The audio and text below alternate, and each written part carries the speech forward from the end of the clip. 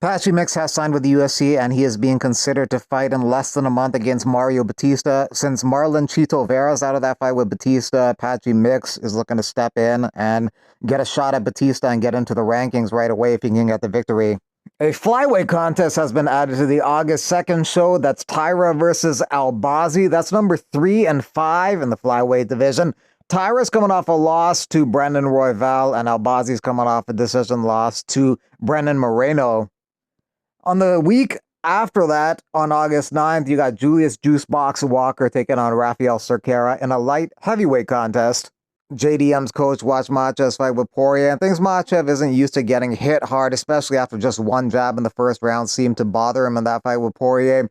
Della's coach thinks that Della's got the skills, toughness, and grit to knock Makhachev out. He thinks that Bilal was a good warm-up fight for Makhachev. I watched a bit of footage on Makhachev in particular the Poirier fight, and I've never watched Makhachev before as a potential opponent. I've always just enjoyed him fighting because he's brilliant to watch.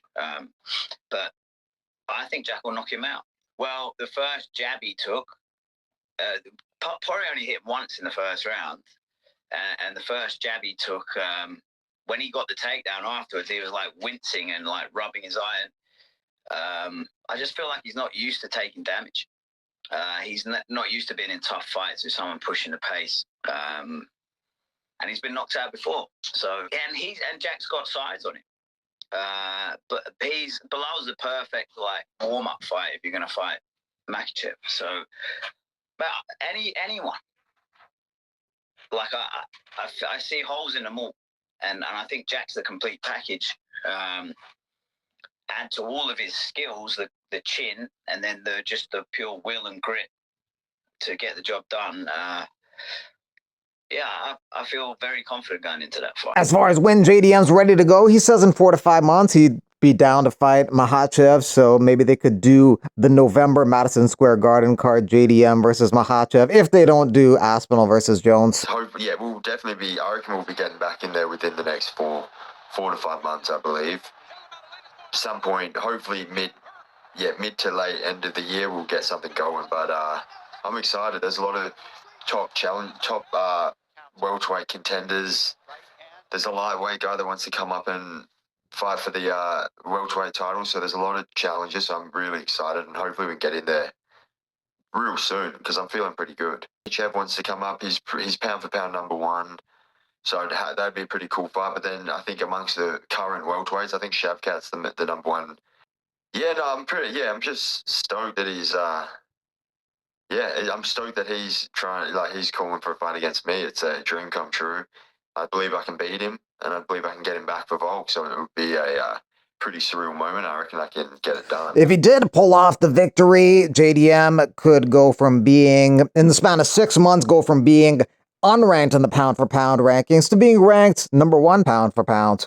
Sounds like Charles Oliveira didn't even know he was going to be fighting Poirier for the lightweight title until Dana White officially announced it, and he found out like everyone else did. And everyone started yelling, the kids screaming and all that. Training had just ended and so on. I grabbed the phone, saw thousands of messages, went straight to Diego. That's it. Let's go. We're ready. 46 days. 46 days for this belt to return where it never should have left. We'll focus on what matters, stay sharp, and make it happen. I'm not fixated on their moves, but on what we can bring and take. My team will map out Tupela so we can plan our game. My focus is what I'll bring to the fight. We're more than ready and prepared for this fight, right? Tough opponent, but I know my power. I'll go all in, fulfill my promise, and get that belt. If Charles Oliveira wins the belt, that'll be the first time anyone has ever reclaimed the lightweight title. It's gone from Pulver to Shirk to Penn, Edgar, Henderson, Pettis, Dos Anjos, Alvarez, McGregor, Ferguson with the interim belt, Habib, Poirier with the interim title, Gaethje, Oliveira, and then Makhachev. And the next one will be either Oliveira or Topuria. If Makhachev never fights again at lightweight, he will go down, in some people's opinion, as the greatest lightweight of all time. Habib's also up there as well as BJ Penn and Frankie Edgar. But in terms of title defenses, no one defended the lightweight title more than Islam Makhachev. 4 title defenses against Volk again, and then Poirier and Moicano. Couple former female UFC fighters fighting in BKFC, Texas. In Fort Worth, Texas, June 21st, you got Jessica Ai versus Maria Agapova. Jessica Ai, former UFC title challenger, taking on Maria Agapova. Neither was really known for their striking, but in bare knuckle, the fights are entertaining, even if you have fighters who aren't good strikers. Yeah, looking forward to fighting Till. I said it before. Been on 2 shows when Till's headlined.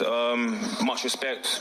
He have to chat to me. I think one of them was in Liverpool, first time I met him, and then that one was in Dallas. And I always want to be the next guy to headline UFC. Obviously, it never happened, but I'm here with D Till himself, and it's a big challenge for me because he's known as one of the best strikers in the world, and people don't know me. They've just seen my MMA career. I've had a few losses here and there. Darren can't strike, this and that. But gyms that know me around the world, people know me, and I don't do this whole apologies if I don't do this whole frying empty bottles and all that shit. You know what I mean? I just get in there and we do the job.